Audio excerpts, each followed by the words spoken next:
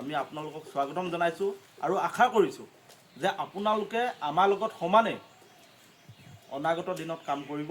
কাৰণ আমাৰ লক্ষ্য হ'ল এখন নতুন অসম গঢ়া আৰু বিশেষকৈ চিচি বৰগাঁও বিধানসভা সমষ্টিটো এটা নতুন সমষ্টি আৰু এই সমষ্টিটোৰ আপোনালোকৰ চিচি মুখৰ যদি কথা আমি ক'বলৈ যাওঁ তেতিয়াহ'লে আমি শুনিবলৈ পাইছিলোঁ যে চিচি মুখ ঠাইডোখৰ ব্ৰিটিছৰ দিনৰ ঠাই হয় নহয় বাৰু? ব্ৰিটিছৰ দিনৰ ঠাই, ইয়াতে ব্ৰিটিছৰ বাংলা আজিও আছে, অফিচ কাছাৰীও কিছুমান কীৰ্তিচিহ্ন এতিয়াও আছে, কিন্তু আজিৰ তাৰিখত এই চিচিমুখ জেগাডোখৰ উন্নয়ন নহ'ল। হ'ল জানো? আজি ভাল এটা বহল ৰাস্তা নাই। যদি আমি চিচিমুখৰ পৰা এইপিনে অটনৈটো ক'লে যায় বৰলুঙলৈ যদি আমি ওলাই যাওঁ তেতিয়াহ'লে তাৰ যিটো দলং আছে সেই দলংটো তক্তা পাৰি থৈছে নাই? মই নিজে আহি তাত নিউজ কৰিছোঁ, আহি আমি দেখিছোঁ যে ইমান এডোখৰ পুৰণা ঠাই, যিডোখৰ ঠাই আজি এই শতিকাত আজি যি সময়ত মানুহ গোটেই সৌৰজগত ঘূৰিছে সেই ঠাইত ৰাস্তা পদূলি ঠেক আৰু দলঙৰ অভাৱ, মানুহৰ যাতায়াত যি ধৰণে থাকিব লাগে সেইধৰণে নাই। আৰু আমি বহুকেইখন স্কুল আমি এইকেইদিন ইয়াত ঘূৰি থাকোঁতে আমি স্কুলত গৈছোঁ, স্কুলকেইখন চাইছোঁ যে আন্তঃগাঁথনিৰ অভাৱ, শিক্ষক নাই, ভাল বাউণ্ডেৰী ব্যৱস্থা নাই, খেলা ধূলা কৰিবৰ কাৰণে খেলপথাৰ নাই। গতিকে তেনেকুৱা এটা ব্যৱস্থাৰ মাজত আজি আধুনিক যুগত যে আমি আছোঁ এইটো আমাৰ কাৰণে দুখ লগা। আৰু সেইটো কাৰণে আমি ৰাইজৰ দলে কৈছোঁ যে আমাৰ প্ৰথম লক্ষ্য হ'ল আমাৰ যদি বিধায়কজন আমি চিচি বৰগাঁও সমষ্টিত আমি জিকাই নিব পাৰোঁ, প্ৰথম কামটো হ'ল যে আমাৰ যিবোৰ ৰাজহুৱা খণ্ডৰ শিক্ষা ব্যৱস্থা আছে এই শিক্ষা ব্যৱস্থাবোৰত আমাৰ আন্তঃগাঁথনি উন্নয়ন কৰা, শ্ৰেণী অনুপাতে শিক্ষক নিযুক্তি দিয়া। তাৰপিছত আমি সিদ্ধান্ত লৈছোঁ যে আমাৰ যিবোৰ স্বাস্থ্যখণ্ড আছে তাত পৰ্যাপ্ত পৰিমাণৰ চিকিৎসা কৰিব পৰাকৈ ব্যৱস্থা কৰি দিয়া আৰু ডক্তৰ নিযুক্তি দিয়া। আপোনালোকে দেখিছে যে আমাৰ গাঁও অঞ্চলৰ পৰা যদি আমাৰ গাঁওখনত 100জন যুৱক আছে তেতিয়াহ'লে 100জন যুৱকৰ ভিতৰত 60জন যুৱকে আজি কেৰেলা, বেংগলোৰ, মুম্বাইত আনতলত কাম কৰিবলৈ যাবলগীয়া হয় নহয় বাৰু? এই অঞ্চলৰ বহু ল'ৰা এতিয়া বহিৰাজ্যত আছেগৈ নাই? গাঁওখনত প্ৰায় ডেকা লোৱা নোহোৱা হৈ গৈছে। আজি মোৰ নিজৰ গাঁওখনতো একেই অৱস্থা। এইটো কিয় হৈছে? কাৰণ চৰকাৰখনে নিবনুৱা সংস্থাপন দিব পৰা নাই। তেখেতলোকে কৈ আছে 1 লাখ নিযুক্তি দিছোঁ, কিন্তু আজিৰ তাৰিখত অসমত নিবনুৱা আছে 45 লাখ। আজি 45 লাখ নিবনুৱা থকা অসমত যদি 1 লাখ চাকৰি দিয়ে তেতিয়াহ'লে নোপোৱাকৈ আছে কিমান? আমি সেইটো প্ৰশ্ন কৰিব লাগিব। 44 লাখ নোপোৱাকৈ আছে হয় নহয় বাৰু? এই 44 লাখ নিবনুৱা আৰু প্ৰতি বছৰে আমাৰ লাখ লাখ নিবনুৱা সৃষ্টি হৈ আছে হয় নহয় বাৰু? আমাৰ জন্ম সংখ্যাটো বাঢ়ি আছে, সেইমতে আমি হায়াৰ ছেকেণ্ডেৰী পাছ কৰিছোঁ, মেট্ৰিক পাছ কৰিছোঁ হয় নহয় বাৰু? তাৰপিছত আমি কি কৰিম? চৰকাৰখনে কোনো বিকল্প ব্যৱস্থা এতিয়ালৈকে চিন্তা কৰা নাই। কেৱল তেখেতলোকে মহিলাসকলক বা আমাৰ এতিয়া নতুনকৈ যিখিনি ছাত্ৰ ছাত্ৰী আছে তেখেতলোকক হিতাধিকাৰী বনাব খুজিছে। আজি হিতাধিকাৰী আঁচনি সৃষ্টি কৰিলেই এটা জাতি উন্নয়ন হ'ব জানো? এখন সমাজ উন্নয়ন হ'ব জানো? আমাৰ ৰাস্তা পদূলি হ'ব জানো? আমাৰ বান গৰাখহনীয়া সমস্যা সমাধান হ'ব জানো? আমাৰ স্কুলখন ডেভেলপমেণ্ট হ'ব জানো? কেতিয়াও নহয়। গতিকে আমাৰ কথা হ'ল আমি এই ব্যৱস্থাবোৰ স্থায়ী সমাধান লাগিব আৰু তাৰ কাৰণে আমি ৰাইজৰ দলে কৈছোঁ যে আমাৰ গাঁৱৰ ডেকা ল'ৰাসমূহ কেতিয়াও বহিৰাজ্যত যাব নালাগে। আমি নিজৰ অঞ্চলত ইণ্ডাষ্ট্ৰি কৰিম, আজি চিচিমুখত ইণ্ডাষ্ট্ৰি কৰিম, গাঁৱে গাঁৱে ইণ্ডাষ্ট্ৰি কৰিম আৰু ইণ্ডাষ্ট্ৰি কৰি আমাৰ ডেকা ল'ৰাসকল আই মাতৃসকলক আমি ইণ্ডাষ্ট্ৰিতে যাতে সংস্থাপন দিব পাৰোঁ। কাৰণ সকলোকে চাকৰি দিয়াটো সম্ভৱ নহয়। অখিল গগৈ ডাঙৰীয়াই কৈ আছে যে আমাৰ যিহেতু অসমখন কৃষি প্ৰধান দেশ ৰাজ্য, গতিকে অসমত আমি 3বাৰকৈ খেতি কৰিব পাৰোঁ। আজি পঞ্জাৱক যদি আমি উদাহৰণ হিচাপে দিওঁ তেখেতলোকে বছৰেকত 3বাৰকৈ খেতি কৰে আৰু সেইটো কাৰণে আপোনালোকে চাব পঞ্জাৱৰ কৃষকে দামী দামী গাড়ী লৈ ফুৰিব পাৰে, কাৰণ তেখেতলোকে কষ্ট কৰে, নিজৰ মাটিখিনি সৎ ব্যৱহাৰ কৰিছে। কিন্তু আমাৰ চৰকাৰখনে তেনেকুৱা কোনো পৰিকল্পনা কৰা নাই। আজি যদি বছৰেকত আমি 3বাৰ খেতি কৰিব পৰাকৈ আমি যদি কৃষকসকলক ব্যৱস্থা কৰি দিব পাৰোঁ, 12 মাহে যদি পথাৰত পানী থকাকৈ জলসিঞ্চনৰ ব্যৱস্থা কৰি দিব পাৰোঁ, কৃষকক যদি আমি পৰ্যাপ্ত পৰিমাণে যদি খেতি কৰিব পৰাকৈ উন্নত মানৰ বীজ আনি দিব পাৰোঁ, তেতিয়াহ'লে আমাৰ অসমৰ কৃষকসকল তেখেতলোকে পঞ্জাৱৰ কৃষকৰ দৰে তেখেতলোকে নিজকে প্ৰতিষ্ঠা কৰিবলৈ সক্ষম হ'ব। তেতিয়া আকৌ চৰকাৰৰ 1250 টকা বা যিটো এতিয়া ধৰক বিভিন্ন আঁচনিবোৰ দি আছে 10,000 টকা হওক, এই আঁচনিবোৰ আমাক প্ৰয়োজন হ'ব জানো? যেতিয়া আমি মাহেকত নিজেই এজন ব্যক্তিয়ে 30,000 পৰা 40,000 টকা ইনকম কৰিম, ঘৰখনত যদি আমাৰ 4জন মানুহ আছে কিমান ইনকম হ'ব? লাখ টকাৰ ওপৰত ইনকম হ'ব, হয় নহয় বাৰু?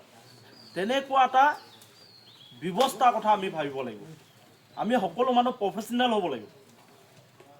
আজি আমি বহু সময়ত আমি দেখোঁ যে আমি বহুত মানুহ আমাৰ তাচ খেলি তিনিআলি চাৰিআলিবোৰত বহি থাকে নাই বাৰু? হয়নে? আমি সময়বোৰ এনেই পাছ কৰি আছোঁ, কিন্তু সেই সময়টোত কেতিয়াও আমি ভবা নাই যে আমি প্ৰফেচনেল হ'ম, কেতিয়াও ভবা নাই। আজি আধুনিক যুগত আমি ভাবিব লাগিব যে আমি নিজে প্ৰফেচনেল হ'ব লাগিব।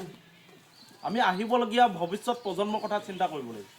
আৰু মই এজন নিজে নতুন প্ৰজন্মৰ যুৱক হিচাপে ৰাজনীতিত আহি মই এটাই কথা অনুভৱ কৰোঁ যে ৰাজনীতিটো ভাল, আমি ৰাজনীতি কৰিব লাগে। সমাজ ব্যৱস্থাটো পৰিৱৰ্তনৰ কাৰণে ৰাজনীতি কৰিব লাগে। সমাজখনত হৈ থকা দুৰ্নীতিৰ বিৰুদ্ধে আমি ৰাজনীতি কৰিব লাগে। সমাজত হৈ থকা অন্যায় অত্যাচাৰৰ বিৰুদ্ধে আমি ৰাজনীতি কৰিব লাগে। আজি যে এই হিতাধিকাৰী আঁচনি সৃষ্টি কৰি বিজেপি দলে প্ৰতি মুহূৰ্তত আমাৰ মহিলাসকলক ব্লেকমেইলিং কৰি আছে, তাৰ বিৰুদ্ধে আমি ৰাজনীতি কৰিব লাগে।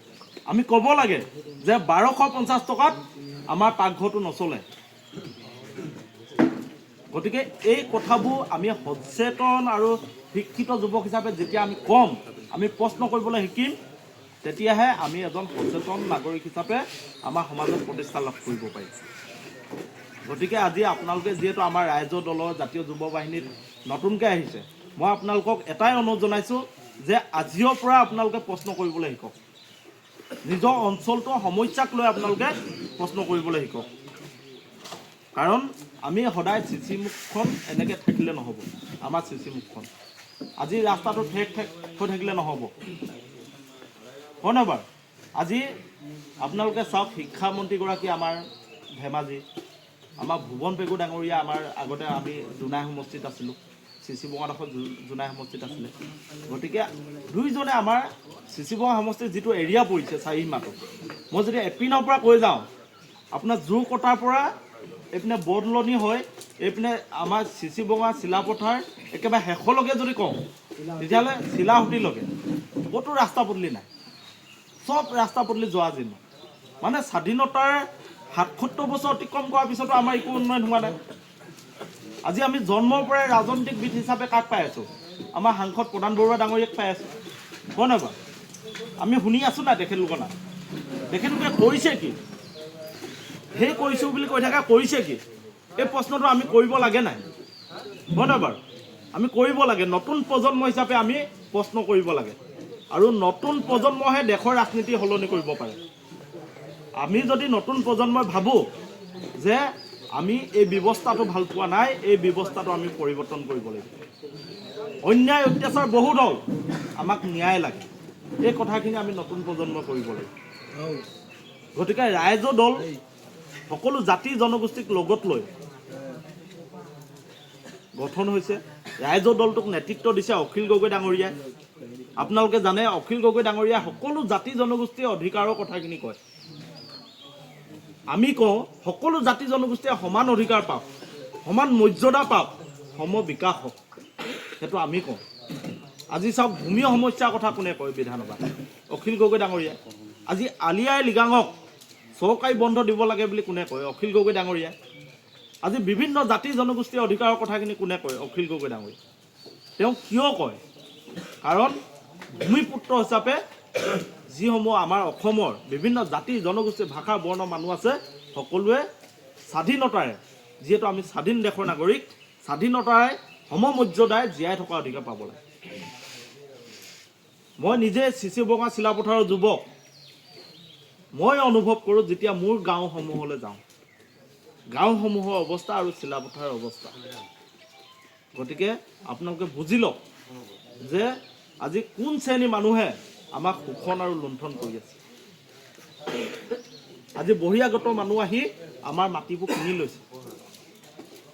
আমি আজি ক'ৰবাত মাটি এডোখৰ কিনিব যাব পাৰিম, আমাৰ ইয়াৰ পৰা মিচিং ভাই এজন গৈ চিলাপথাৰ বা ধেমাজি টাউনত পটকৈ মাটি কিনিব নোৱাৰে।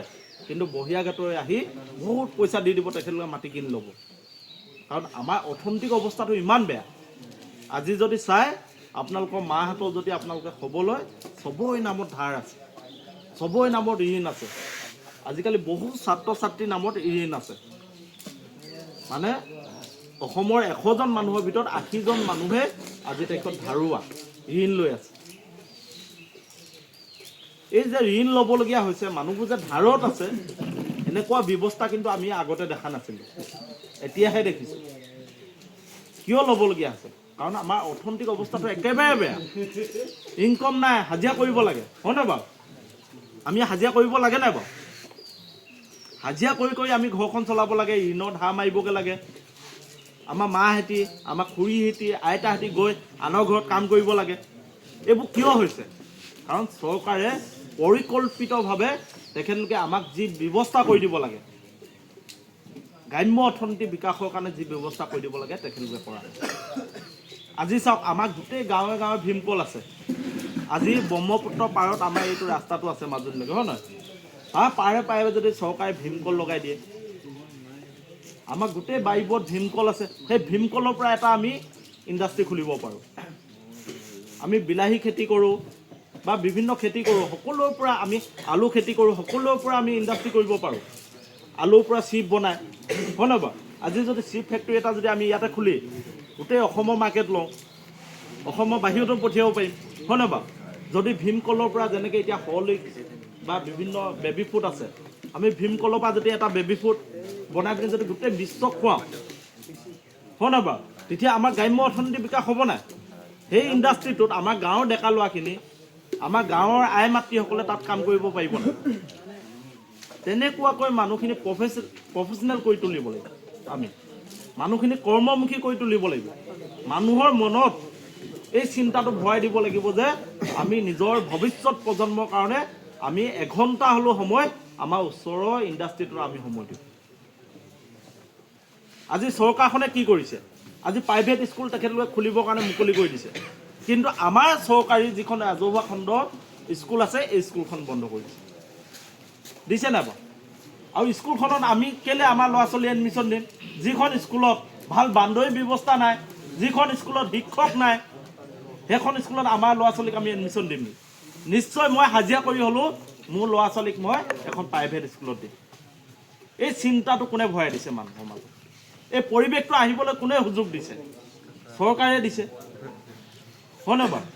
গতিকে এই চিন্তাবোৰ সলনি কৰিব পৰাকৈ আমি এখন নতুন চৰকাৰ আনিব লাগিব, যিখন চৰকাৰে সঁচা অৰ্থত শিক্ষা আৰু স্বাস্থ্য সম্পূৰ্ণৰূপে বিনামূলীয়া কৰিব পাৰে, যিখন চৰকাৰে নিবনুৱা যুৱক যুৱতীসকলক 100% কৰ্মসংস্থাপন দিব পাৰে। তেনেকুৱা এখন চৰকাৰ আমি আনিব লাগিব। আৰু ৰাইজৰ দলে আমাৰ যিখন জাতীয় কৰ্মসূচী, তাত এই কথাখিনি ধুনীয়াকৈ উল্লেখ কৰিছে। আৰু ৰাইজৰ দলে কৈছে যে 100% যুৱক যুৱতীক আমি সংস্থাপন দিম। আৰু আমাৰ যিখিনি কৰ্মসূচী, যিখিনি আমাৰ নিৰ্বাচনী ইস্তাহাৰ, আমি খুব কম দিনৰ ভিতৰত আপোনালোকে যিহেতু আমাৰ দলৰ সদস্য হৈছে, আপোনালোকলৈ আমি পঠিয়াই দিম।